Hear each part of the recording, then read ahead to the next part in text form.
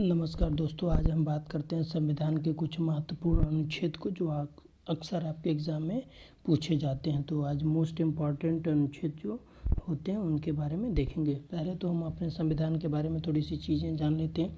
तो भारत के संविधान में 22 भाग हैं, जिसमें 395 अनुच्छेद पाए जाते हैं और 12 अनुसूचियाँ हैं, और इनको 26 नवंबर 1949 को अपनाया गया और पूरी तरह से संविधान 26 जनवरी 1950 को अपनाया गया। अब तक संविधान में अपनाने के बाद से संविधान में कुल 103 बार संशोधन किया जा चुका है। अभी तक संसद में संशोधन विधेयक के रूप में 126 बार विधेयक पेश किया जा चुका है। तो ये प्रमुख पार्ट हैं संविधान के बारे में। आइए देखते हैं स्क्रीन पे दिए हुए संविधान के उनके महत्वपूर्ण अनुच्छेद। बात करते हैं संविधान के भाग 1 की। तो जो पहला आपको दिख रहा है स्क्रीन पे वो भाग 1 है, जिसमें भाग 1 में संघ और उनके राज्य क्षेत्रों के बारे में बात कही गई है। और उसमें कुछ एक इम्पॉर्टेंट महत्वपूर्ण अनुच्छेद जो दिया गया अनुच्छेद 3 है, जिसके बारे में आप किसी भी राज्य के बारे में अगर उनका गठन करना हो, उनके राज्यों की सीमाओं और क्षेत्रों को अगर बदलना हो, नाम परिवर्तन करना हो, तो ये अनुच्छेद 3 हमको इजाज़त संसद को देता है कि इसके अंतर्गत संशोधन कर सकते हैं। फिर बात करते हैं जो भाग 2 है। भाग 2 में नागरिकता के बारे में बताया गया है। आप नागरिकता में देख सकते हैं। तो अनुच्छेद 8 में भारत के बाहर रहने वाले भारतीय मूल के कुछ व्यक्तियों की नागरिकता के अधिकार की बात कहा गया है। फिर अनुच्छेद 10 में नागरिकता के अधिकारों को निरंतरता की बात कही गई। फिर अनुच्छेद 11 में है जो संसद को अधिकृत करता है कि नागरिकता के अधिकार को विनियमित करती है, अर्थात हम संसद के द्वारा भी नागरिकता प्रदान की जाएगी, वो अनुच्छेद 11 में है। फिर आगे बात देखते हैं। अगला अनुच्छेद है जो मौलिक अधिकार से रिलेटेड है। ये बहुत ही मोस्ट इम्पॉर्टेंट है, अक्सर आपको एग्ज़ाम में देखने को मिलते हैं इससे प्रश्न। और बात करते हैं कि अनुच्छेद 14। तो अनुच्छेद 14 में कानून के समक्ष समानता की बात करता है। अनुच्छेद 15 में आपको धर्म और मूल वंश, जाति, लिंग, जन्म स्थान के आधार पर किसी के साथ भेदभाव नहीं किया जा सकता। अनुच्छेद 16 आपको जो है लोक नियोजन के मामले में अवसर की समानता की बात करता है। अनुच्छेद 19 बहुत मोस्ट इम्पॉर्टेंट है, जिसमें ज़्यादातर लोगों को क्या क्या स्वतंत्रता दी गई है इसका उल्लेख किया गया है। तो भाषण अभिव्यक्ति की, हम भाषण दे सकते हैं, अपनी बात कर सकते हैं, शांतिपूर्ण सभा कर सकते हैं, संगठन बना सकते हैं, आंदोलन कर सकते हैं, निवास स्थान हम कहीं भी भारत में रह सकते हैं। तो ये है। फिर अनुच्छेद 20 की बात की जाए तो अनुच्छेद 20 में आपको देखने को मिल रहा है कि अपराध के दुष्सिद्धि के संबंध में संरक्षण की बात करता है, अर्थात हम किसी भी व्यक्ति को विवश नहीं किया जा सकता सबूत देने के लिए, अर्थात गवाह के रूप में। अनुच्छेद 32 की बात की जाए तो संवैधानिक उपचारों का अधिकार है। इसमें कुछ विशेष शक्तियाँ सुप्रीम कोर्ट को लोगों के मौलिक अधिकारों से रिलेटेड दी गई हैं, जिसमें वो अपनी रिटें निकाल सकता है। बात करते हैं भाग 4 में। तो इसमें भाग 4 है, इसमें नीति निर्देशक तत्व के सिद्धांतों को अपनाया गया, अर्थात ये राज्य अपने लोगों के लिए, अपने राज्य के निवासियों के लिए उनके उत्थान के लिए कुछ सामाजिक कार्यक्रम या कुछ इस तरह की चीज़ें कर सकते हैं जिससे लोगों के जीवन का उत्थान हो, उनके जीवन में तरक्की हो। और इसको हम कोर्ट से इम्प्लीमेंट नहीं करा सकते, अर्थात लोगों को उसके खिलाफ कोर्ट से रिट के थ्रू या उसे नहीं किया जा सकता। आगे बात करते हैं तो अनुच्छेद 41 में तो कुछ मामलों में काम, शिक्षा, सार्वजनिक सहायता के अधिकार की बात कही गई है। अनुच्छेद 43 में श्रमिकों को उनको मजदूरी से रिलेटेड बात कही गई है। अनुच्छेद 44 में नागरिकों के लिए समान नागरिक संहिता, अर्थात भारत में सभी लोगों के लिए समान कोड ऑफ कंडक्ट होनी चाहिए, जैसा कि ये अक्सर हमेशा ये पिछले 1 साल समाचारों में रहा भी है। तो ये बहुत ही मोस्ट इम्पॉर्टेंट है, इसको आप ज़रूर देखना। बात करते हैं भाग 5 के अंतर्गत आने वाली कुछ कार्यकारिणी और संसद के बारे में। भाग 5 में कहा गया, जिसमें 72 जो है वो अनुच्छेद आपको दिख रहा है, जिसमें राष्ट्रपति द्वारा किसी भी सज़ा प्राप्त व्यक्ति को क्षमादान या कुछ उससे मामलों में सज़ा को निलंबित या कम करने की शक्तियों की बात करता है। अनुच्छेद 80 में देखेंगे तो राज्यों के परिषद की संरचना की बात करता है। 82 में प्रत्येक जनगणना के बाद पुनर्समायोजन की बात करता है। 102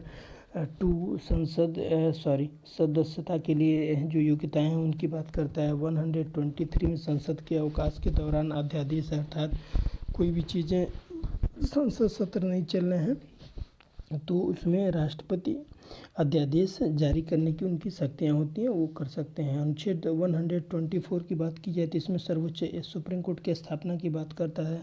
125 में न्यायाधीशों के वेतन के बारे में, 126 में कार्यवाहक न्यायाधीशों की नियुक्ति की बात कही गई, 127 में तदर्थ न्यायाधीशों की नियुक्ति के लिए, 128 में उच्चतम न्यायालय की बैठक में ऐसे सेवानिवृत्त न्यायाधीशों की उपस्थिति की बात करता है। 129 में उच्चतम न्यायालय के अभिलेख न्यायालय होना, अर्थात अगर जो भी आर्डर सुप्रीम कोर्ट द्वारा दिए जाते हैं वो अपने आप में एक न्यायालय के रूप में कार्य करते हैं। 136 में उच्चतम न्यायालय के अपील के लिए विशेष अवकाश की व्यवस्था की गई है। अनुच्छेद 137 में उच्चतम न्यायालय द्वारा निर्णय और आदेशों की समीक्षा की बात कही गई है। 141 में भारत के सर्वोच्च न्यायालय के निर्णय सभी न्यायालयों पर बाध्यकारी हैं, अर्थात सुप्रीम कोर्ट एपेक्स कोर्ट है और जो भी आर्डर देता है सभी न्यायालय बाध्य हैं उसको मानने के लिए। बात करते हैं अनुच्छेद 148 में, तो भारत के नियंत्रक एवं महालेखा परीक्षक की बात करता है, अर्थात भारत में भारत की वित्तीय चीज़ों को देखने और उनका लेखा परीक्षण करने के लिए CAG की बात करता है। और उसमें उनके 149 में CAG के क्या कर्तव्य होगा, क्या काम करेंगे, उनकी शक्तियाँ क्या होगी, इनके बारे में बताया गया है।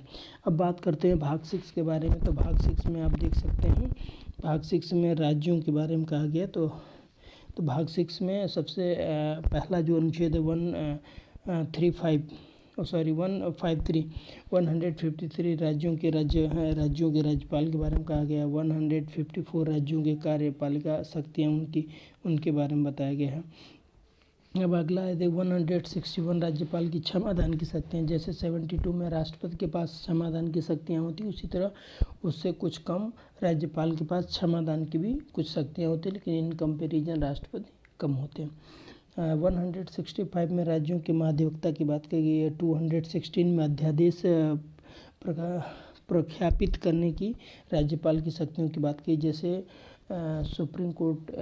जैसे राष्ट्रपति 123 123 अनुच्छेद 123 में राष्ट्रपति अध्यादेश जारी कर सकता है, उसी तरह राज्यपाल को भी ये शक्तियाँ जब सत्र न चल रहे होते हैं उन दौरान अगर उनको ज़रूरी कुछ अध्यादेश के थ्रू अगर नियम कुछ चीज़ें देनी हो तो अध्यादेश 213 में राज्यपाल को भी वो शक्तियाँ प्राप्त है, जो अध्यादेश के थ्रू कोई भी नियम इम्प्लीमेंट कराते हैं कुछ महीने की। जैसे विधानसभा या संसद आती है तो फिर उनको 6 महीने के अंदर पारित कराना होता है। तो इस तरह से अध्यादेश जारी करने की शक्तियों की बात कही गई है। फिर बात करते हैं 214 में राज्य के लिए उच्चतम न्यायालय की बात कही गई है। फिर 215 में उच्चतम न्यायालय के अभिलेख न्यायालय का होना बताया गया है। 226 में कुछ रीट जारी करने की उच्चतम न्यायालय की शक्तियाँ हैं, उनके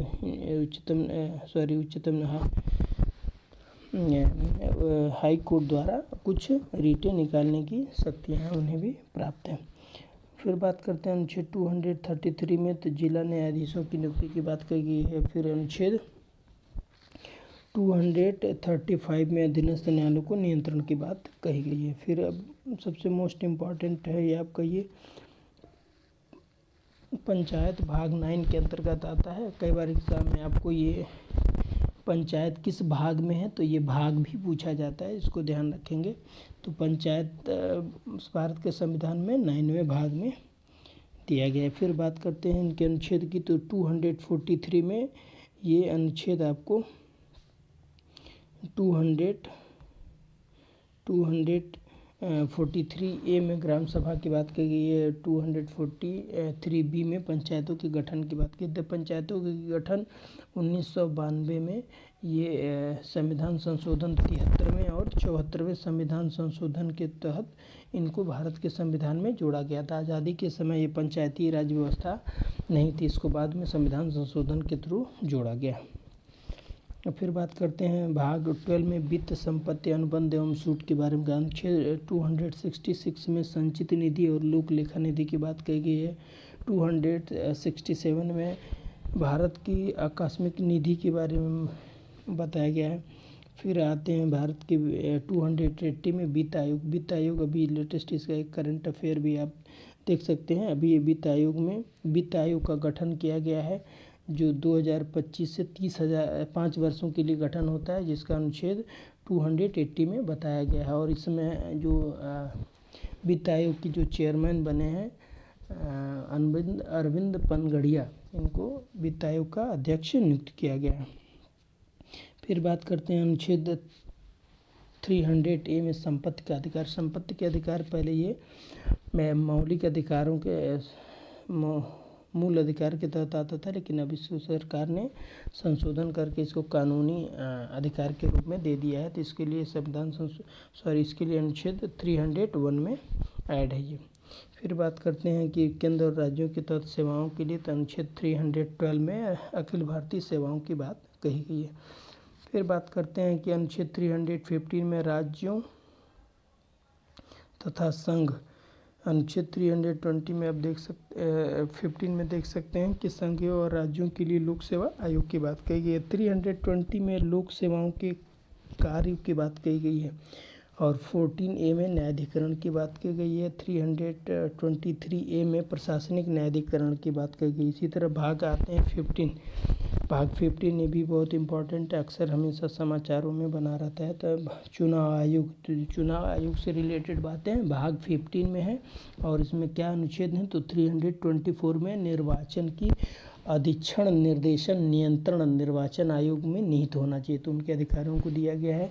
फिर 325 में धर्म, मूल, जाति, लिंग के आधार पर किसी भी व्यक्ति को विशेष मतदाता सूची में शामिल होने का दावा करने के लिए अपात्र नहीं होना, इसके बारे में कहा गया। फिर बात करते हैं संविधान के अनुच्छेद 326 में लोगों को सदन और राज्य विधानसभा में चुनाव के वयस्क मताधिकार पे होंगे, तो इसमें मताधिकार से रिलेटेड चीज़ें कही गई हैं।